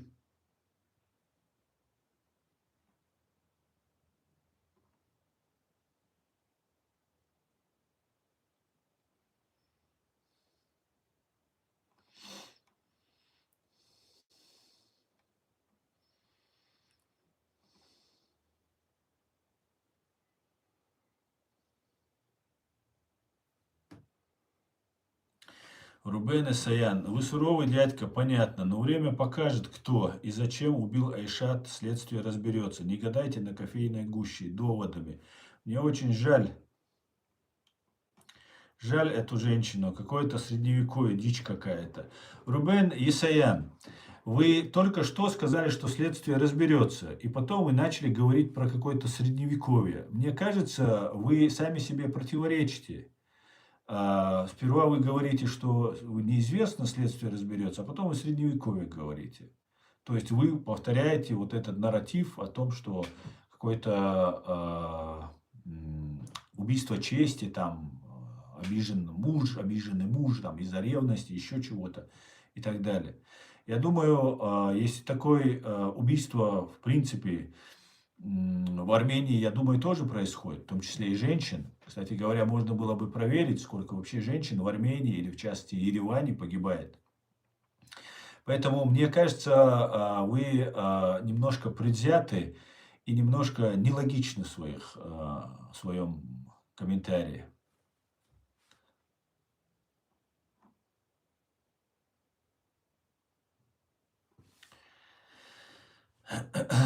Я украинец родом с Кавказа. Отлично. Так, хай живе вільна Україна, вітання з Польщі. Вітаю, Конрад. Какая выгода провокации ФСБ? Хорошо, вопрос по теме. Сейчас опять мне тут присылают жалобы, короче, в ТикТок поступают. Какая выгода провокация ФСБ? Ну, я считаю, что провокация ФСБ, знаете, мотивы можно не сразу иногда заметить, что движет, особенно если вы не следите за ситуацией. Не всегда можно заметить, в чем интерес ФСБ, в чем его выгода. Но первое, что бросается в глаза, конечно же, это то, что все ФСБшные медиа об этом сообщили, и что они в этом прямо заинтересованы, и что они имеют возможность совершить такое убийство. Это я тоже, мы это тоже понимаем. В отличие от Кадырова, например, у которого очень ограничены возможности, чтобы вот так убивать людей. Это делает ФСБ чаще всего. И у нее есть. И Кадыров сам есть ФСБ. В таком случае, правильно говорить, не Кадыров, а ФСБ. Выгода, знаете, по какому-то странному стечению обстоятельств Россия здесь ФСБ распускает слухи, что мы какие-то дикари, что мы недоговороспособные. И Армению и Азербайджан хотят противопоставить чеченцам. Именно поэтому сейчас вот эти правозащитники, так называемые, которые находятся сейчас в Армении, именно в Армении находятся, вероятно. Попытка сбития самолета азербайджанских авиалиний, который произошел в прошлом году, также был сделан для того, чтобы обвинить в этом чеченцев, что вот чеченцы сбили азербайджанский самолет там, и так далее. Слава богу, самолет не был до конца подбит, и он сумел долететь до казахской земли, до казахской территории, и там при жесткой посадке погибли люди, к сожалению, больше половины, но идет целенаправленное стравливание Южного Кавказа и Северного Кавказа. На Южный Кавказ пришли американцы. И очень удобно, знаете ли, на американские деньги стравливать чеченцев и армян и азербайджанцев. И я борюсь этой пропагандой и этими попытками стравить. Как известно, армяне всегда были за Россию. Всегда, веками они были за Россию. Они служили России, сейчас они, правда, хотят с Америкой дружить, но многое время они много отдали души и служению фашистской империи, в том числе воюя против нас, кавказцев, и грузин, и черкесов, и чеченцев, и многих других. Сейчас хотелось бы верить, что Армения становится демократическим государством, но вот мы видим, что как наподобие сектора Газа хотят нас представить дикарями, как арабов Палестины, нас там зомбируют именно в Чеченской Республике, и как арабов Палестины доводят. Юг, где будут находиться американцы, их как бы представить, ну вот те противоборствующей стороной. Вот армяне за Америку, азербайджанцы за Израиль. И мы, чеченцы, должны быть антисемитами и врагами, мусульманами, там, дикарями и так далее. для окончательного решения чеченского вопроса. Таким образом, фашистская Россия, ФСБ, хочет сделать, чтобы нас уничтожили, чтобы мы закончились на этом Кавказе. Слава Богу, мы раскусили этот план и об этом говорим, и в том числе и сейчас. Поэтому я считаю, что одной из главных причин, почему это происходит, это, конечно, пазл одной большого сценария. Это является именно представление чеченцев недоговороспособными, дикарями, не демократами, хотя мы были демократами раньше всех и остаемся до сих пор демократами. Вот когда были рабовладельчество и все остальное, мы были демократами, всегда уважали мнение людей, был плюрализм мнений, было уважение к женщинам и все остальное. Рабства никогда не было у нас. Никогда не было никакого сословия, дворянства, там, королевств и так далее. Именно у нас, у чеченцев.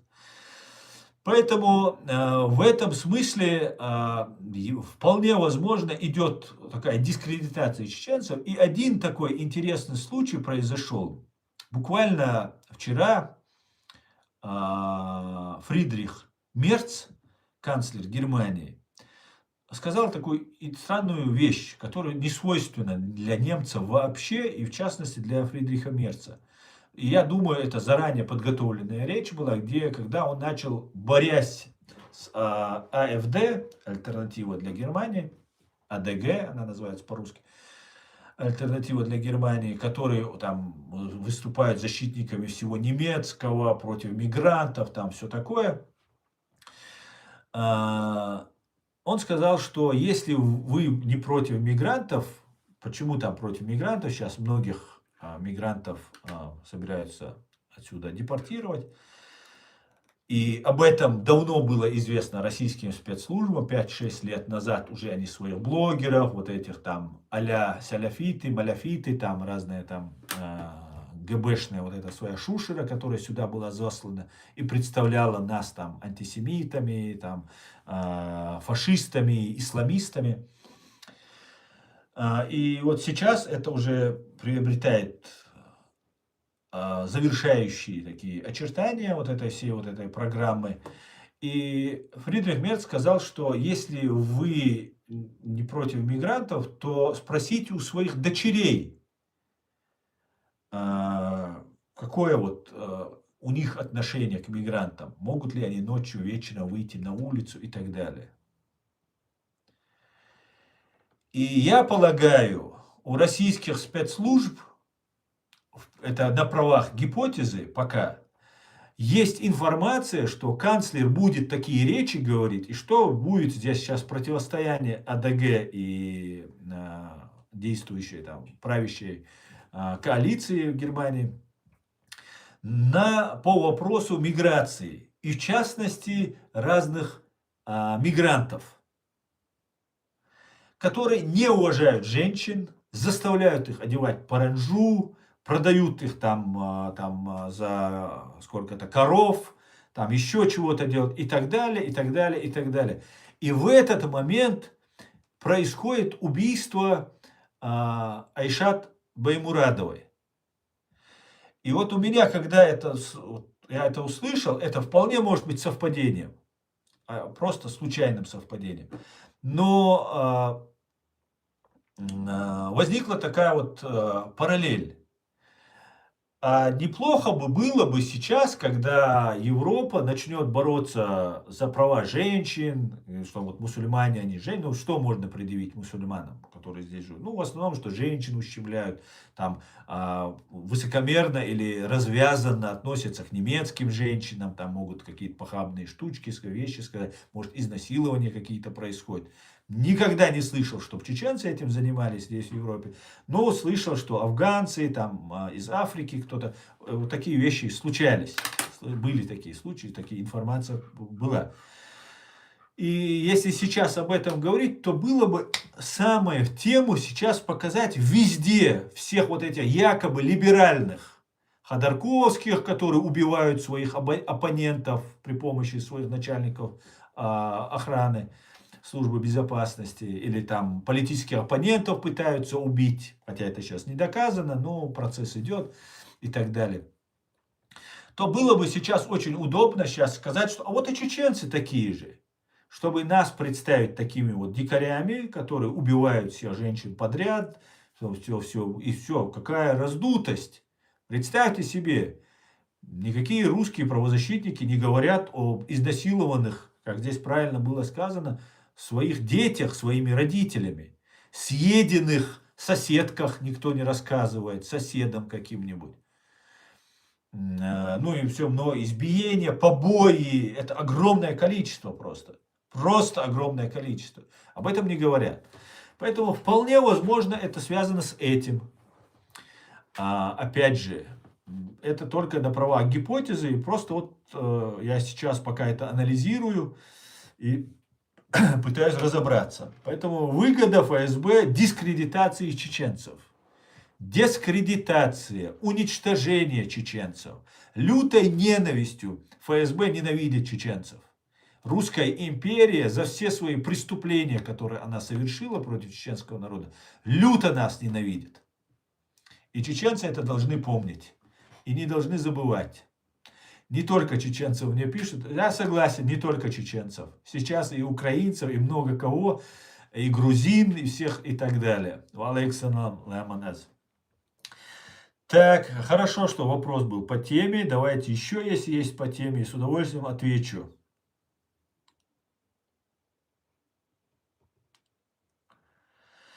Слава Ичкере, героям слава, Александр.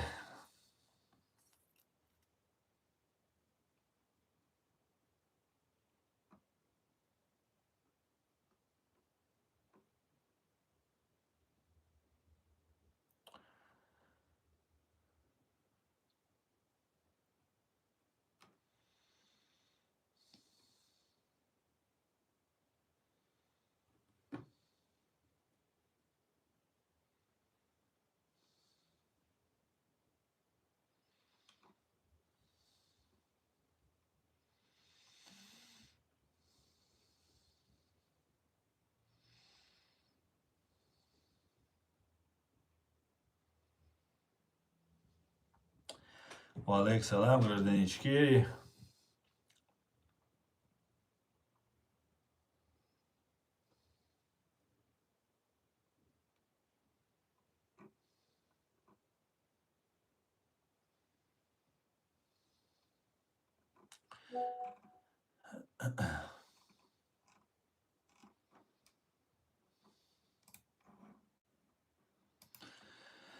Божаю здоровья, Володь, привет. И вам того же. И вам всего. И вам всего хорошего.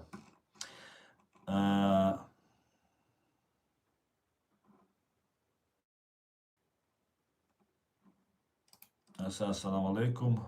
Шамиль Халиулин. Валейк салам, Шамиль. Ты не видел мой коммент о Боровом? Он на своем стриме ответил на вопрос о похищении убийств чеченских девушек, что это традиция чеченцев. Посмотри его стрим. Шамиль, спасибо тебе за эту информацию. Ну, что может сказать этот пособник путинского режима, который сейчас сюда выехал и притворяется антипутинским режимом? Не буду я его смотреть, ну, другого ничего не ожидал.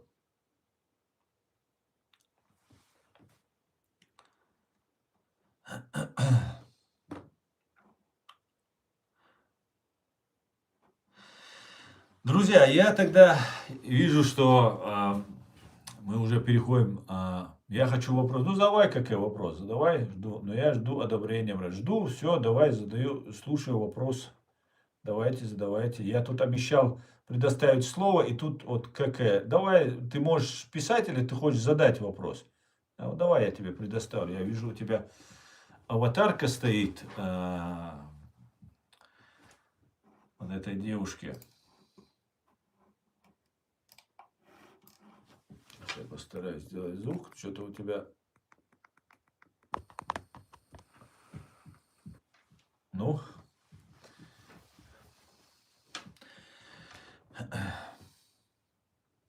Что-то не получается. Может, еще выйдешь, попробуешь еще раз зайти.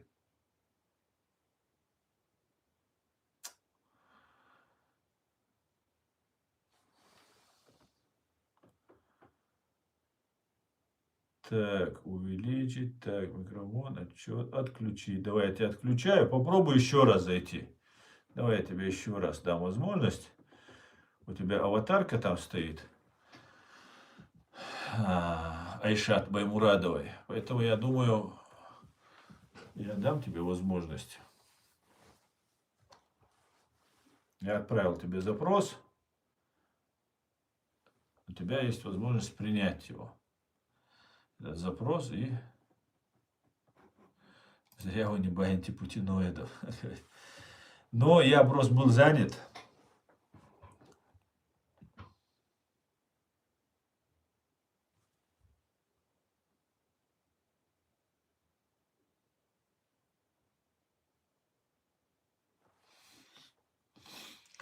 Не иногда, они почти всегда здесь, Кавказе, Албания, эти кремлеботы. Ну что-то вы не заходите, как я. Я вот приглашение отправил. Вас почему-то не видно.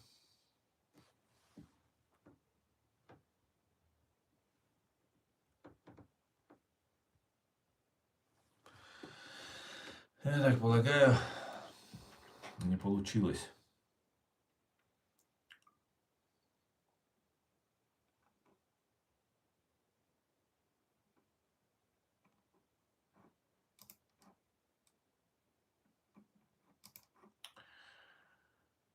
Так.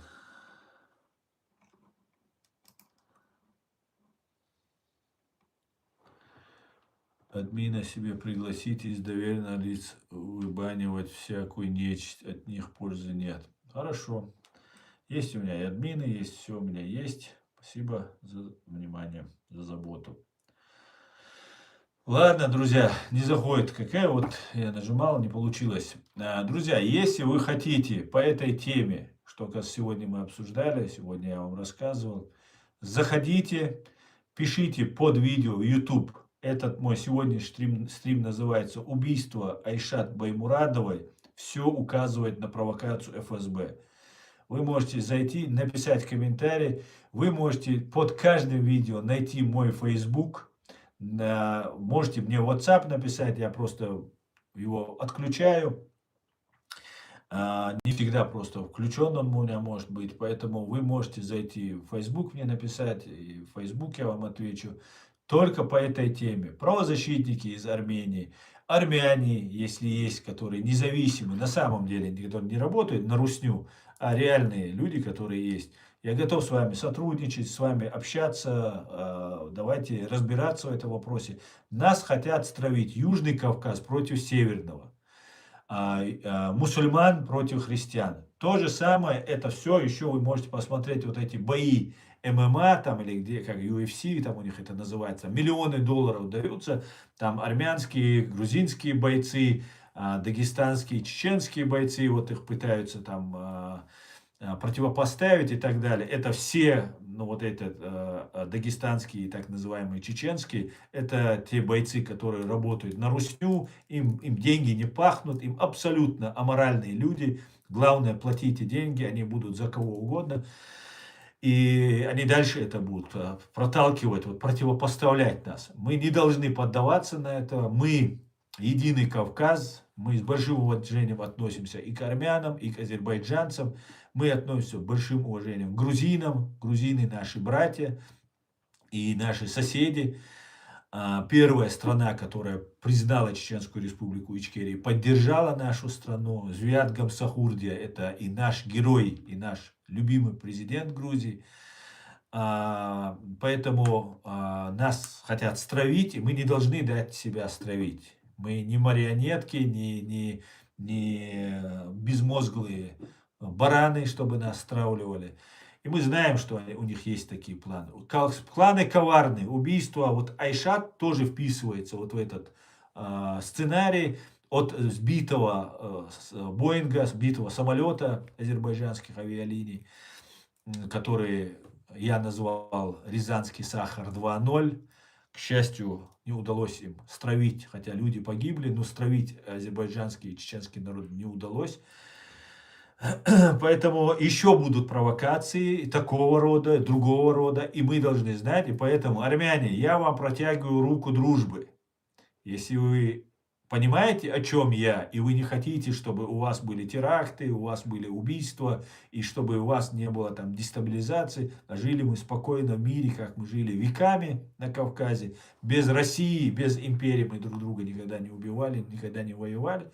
Поэтому будет хорошо, если мы найдем общий язык и будем какой-нибудь там у нас будет единый какой-нибудь там орган, совет, не обязательно на государственном уровне, можно на общественном уровне. Вот так у нас есть легитимный орган власти, президиум правительства в лице Аллы Дудаевой, Ахьяда Идигова, других людей, которые туда входят, Ахмед Закаев и другие симулякры, которые работают на Кремль, на Россию, про интересы России преследуют. Мы их не признаем, они имитируют деятельность, как будто они за Ичкерию, за чеченский народ, они зарабатывают деньги, служат России, служат Кремлю. Среди них есть обманутые люди, а есть прямо четко 100% работающие на России. Мы к ним не имеем никакого отношения, поэтому все те, кто независимые, свободные армяне, независимые, свободные азербайджанцы, у нас есть контакты и с армянами есть у нашего президиума, и с азербайджанцами, и с грузинами, со всеми есть. Ну, как на общественном, я рядовой гражданин, председатель правозащитной ассоциации Human Rights Center Ичкерия. Мы открыты для диалога. Главное, чтобы между нами не было войны, крови, провокаций, убийств и конфликтов, которые нас Россия подталкивает. Она вывозит всю вот эту ГБшную свою вот эту агентуру из сектора Газа, бросив этот бедный арабский народ под бомбы, спровоцировав, убив невинных 1200 больше людей, похитив сотни людей, более 250, по-моему, еврейских людей, вывезя их в себе туда, в сектор Газа, и началась война, как мы знаем, тяжелая, кровопролитная, и вот сейчас вот всех этих террористов, вербовщиков, психологов, функционеров, там вот этих всех, которые очень хорошо говорят, в том числе на русском языке, им строят дома в Грозном, туда их вывозят, там их поселяют, чтобы начать массовый террор против Грузии, Армении, Азербайджана и так далее. Мы против этого, мы не допустим этого. Чеченский народ находится в кабале, чеченский народ находится оккупированный. И весь мир, весь Запад, в том числе, к сожалению, и Армения, и все остальные, потакали этому, помогали отчасти, кто прямо, кто косвенно. И сейчас пора поставить точку, раз вы уже поняли, кто такая Россия, у вас новый демократический президент, и будем надеяться, что все изменится, и мы найдем общий язык и перестанем разрешать ФСБ и вот этим ФСБшным террористам хозяйничать у нас дома. На этом, какая, я вот не смог, не услышал, вы мне тут присылаете, хотел вам предоставить слово, давайте еще одну попытку я сделаю. Вот я вам еще раз нажимаю, ну вот я вижу, вот, может, получилось. Ассаламу алейкум рахматуллахи ва баракату. Ва алейкум салам. Я по национальности азербайджанец, и у меня есть большие причины, у меня очень много прелестных слов к отношению России, это имеется в виду иронические, саркастические, потому что они стерли мой язык, они попытались стерти мою фамилию, они издеваются над моими предками, их местами, где они похоронены, прямо сейчас. Прямо сейчас происходит то, что я не могу посетить ни моих предков, ни мое село, где мои 5 поколений жило. И они русифицировали мою фамилию, отправили моего прадеда на войну, после чего он был отправлен в лагерь в Румынию. И после чего, когда он вернулся с плена, у него пошло все очень плохо, конечно, вы сами знаете. И в итоге из-за России мои предки, они использовали моих предков, мои предки сражались как маджахеды Мгм. Моя фамилия означает Аллахверди, Богом дарованный, как Мгм. Богдан. И мой предок был полководцем маджахедов нашего села. Они ходили и охраняли наше село от дашнаков, которые Россия сослала, чтобы эти земли опустошить. Наши земли, я имею в виду. История, извините, я много говорю, я хочу вам дать сказать. Я как раз Естественно, хотел закончить. И давайте мы в следующий раз вы придете нам. Мы тема сегодня у нас была немножко другая. С скажите большим тему, я уважением к вам о ней буду азербайджанскому говорить. народу и лично к вам. Да, что вы сказали? Я могу и в любую тему, которую вы предложите, я могу с вами обсудить, потому что я нахожусь в Германии, и я в Украине был во время конфликта, и в Азербайджане, и знаю все вот эти схемы, и меня даже пытались вербовать русские спецслужбы. В том смысле, что они Хорошо. предлагали в Телеграме. Давайте, как вас зовут? Еще раз скажите, пожалуйста. Юсуф. Юсуф. У нас завтра тоже будет, у меня обязательно завтра постараюсь провести стрим. Приходите завтра, я уже почти 2 часа, уже 2 часа в эфире. Я бы хотел на этом свой сегодняшний стрим закончить. Я думал, вы по этой теме хотите что-то сказать, вот о том, что я сегодня 2 часа обсуждал. Поэтому... У меня только 5 минут здесь, извините. Ну, После понятно. намаза я сделал, с работы пришел, так что... Окей. Хорошо. Ну, вы заходите завтра. Завтра как раз нам нужно обсуждать азербайджанские вопросы. Мы с большим уважением относимся к нашим братьям-азербайджанцам. И это очень важно. Да, давайте на этом сегодня закончим наш стрим. Обязательно завтра еще продолжим наш разговор. Спасибо вам большое. На этом, друзья, Спасибо. На этом я, друзья, свой стрим заканчиваю. Спасибо всем, кто смотрит, поддерживает. Все вопросы по сегодняшнему стриму на YouTube-канале вы можете писать под этим видео. Вот сегодня то, что мы обсуждали. И до завтра. Всего хорошего. Все будет Ичкерия. Слава Украине. Адикюэль Маш Оль. До свидания, друзья. Героям слава.